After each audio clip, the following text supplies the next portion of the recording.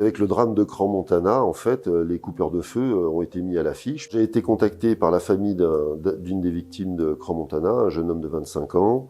C'est son cousin qui m'a envoyé un WhatsApp. Il m'a expliqué ce qu'il en était de chaque blessure qu'avait ce jeune homme, qui était assez gravement blessé, puisqu'il a été blessé sur tout le corps, sur le visage, sur la gorge, le dos. Dans ces cas-là, bien évidemment, on ne demande pas de photos. Et j'avais juste besoin de son prénom, de l'endroit où il était, dans quel hôpital. Et là, moi, j'ai travaillé en fait plusieurs fois. J'ai fait entre 5 et 8 séances. Au début, quand il était dans le coma, on fait ce qu'on appelle un travail holistique, où on va couper le feu sur toute la personne, puisqu'on ne sait pas exactement ce qu'il en est. Ce qui est important de savoir, c'est que le coupeur de feu, c'est pas de la magie, c'est pas de la sorcellerie.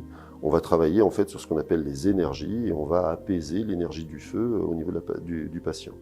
Et ce qui permet de travailler soit à distance, soit en présentiel. À distance, ça fonctionne extrêmement bien puisque on va travailler avec l'intention et il n'y a pas de limite à l'intention en fait.